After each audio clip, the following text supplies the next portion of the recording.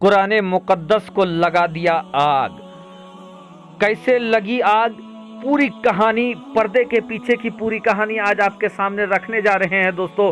और कैसे हम अपने मस्जिदों को बचा सकते हैं, अपने कुरान मुकद्दस धार्मिक ग्रंथ को बचा सकते हैं इस तरीके के इस्लाम के दुश्मनों के हाथों से दोस्तों।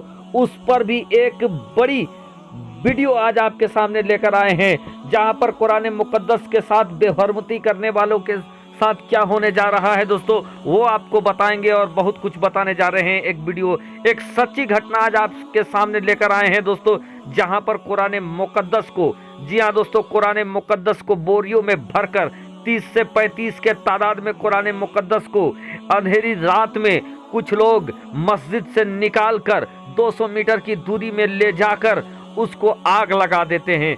फिर जो कुछ हुआ दोस्तों, जानकर यकीनन आपके भी रोंगटे खड़े हो जाएंगे। तो चलिए वीडियो का आगाज करते हैं दोस्तों। आपसे रिक्वेस्ट करना चाहेंगे, अगर अभी तक आपने चैनल को सब्सक्राइब नहीं किया है तो चैनल को कर लीजिए सब्सक्राइब, बेल के बटन को कर दीजिए ऑन और ऑल नोटिफिकेशन के ऑप्शन को दबा ले। जैसा कि दोस्तों मैंने कल भी एक वीडियो डाला था और कुरान मुकद्दस को आग लगाने की खबर आपके सामने रखी थी, लेकिन आज उसी मौजू पर दोस्तों पूरी तफसीली जानकारी देने जा रहे हैं दोस्तों। एक मस्जिद जिसका नाम मदीना मस्जिद है, ये झारखंड के सूबा जामताड़ा में मौजूद मदीना मस्जिद, जहां नमाज हो रही थी, ईसा की नमाज हो रही थी, और वहीं पर जो इमाम साहब थे वो नमाज पढ़ा रहे थे कि नमाज पढ़ाते पढ़ाते इमाम साहब की तबीयत थोड़ा अलील हो जाती है, ख़राब हो जाती है।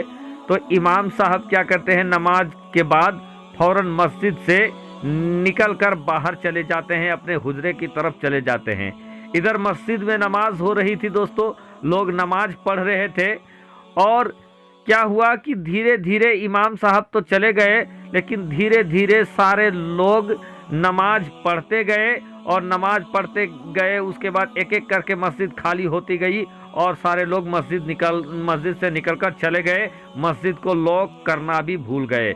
और दोस्तों आप जानते हैं कि रात को मस्जिद को लॉक कर दिया जाता है, क्योंकि रात के वक्त में और कोई वहां होता नहीं है, तो मस्जिद को बंद कर दिया जाता है।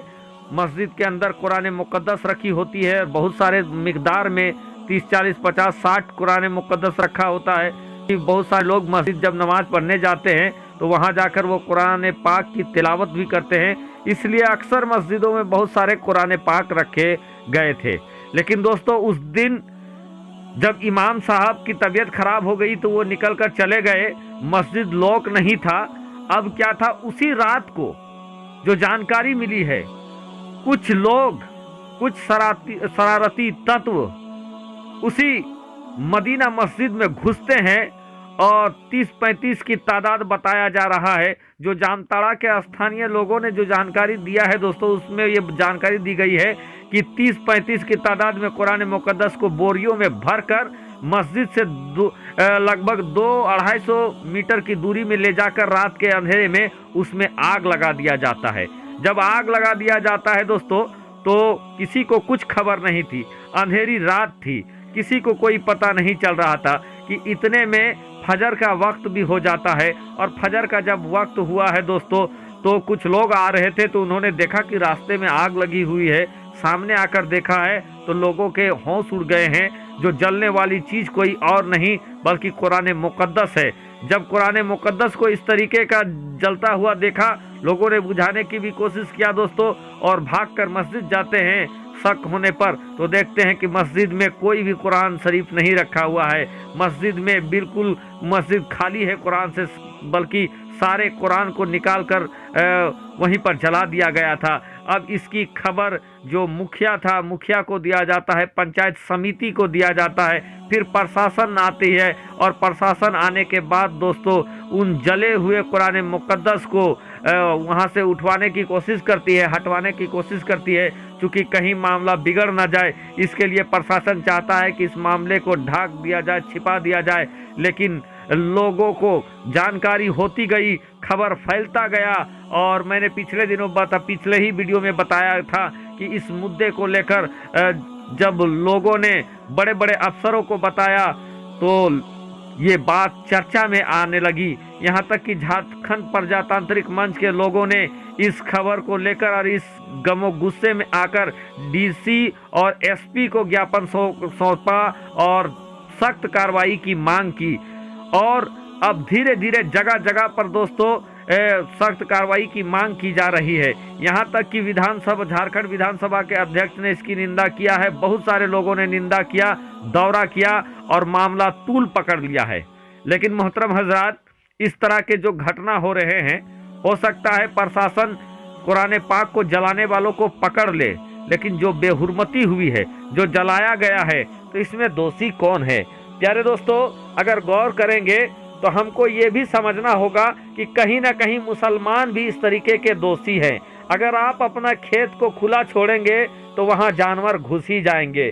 प्यारे दोस्तों, कहने का मतलब है कि आज मुसलमान जो कौम है, मुस्लिम कौम है, आज लाखों रुपया खर्च करके 50 बार जलसा करा सकती है।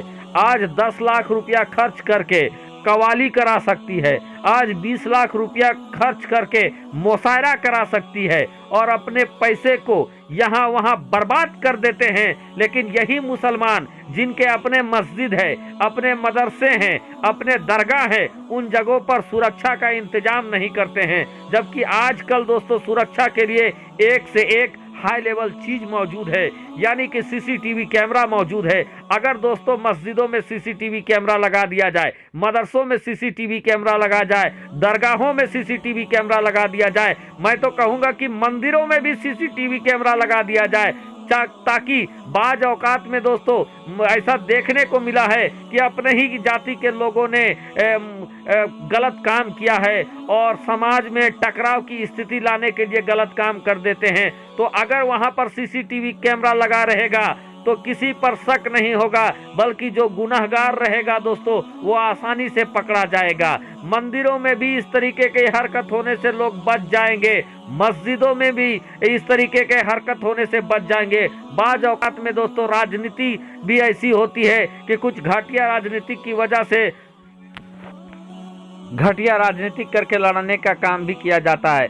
बहरकैफ दोस्तों, अगर हम अपनी मस्जिदों में अगर 10-20 हजार रुपया, 50 हजार रुपया खर्चा करके सीसीटीवी वगैरह लगा देंगे तो यकीनन दोस्तों जो उलूल जुलूल काम हो रहे हैं, जो इस तरीके से मस्जिदों पर हमला हो रहा है, कुरान को जलाकर लोग बच जा रहे हैं, तो जो गुनहगार होंगे दोस्तों वो इस तरीके का काम करने से पहले 1000 बार सोचेंगे।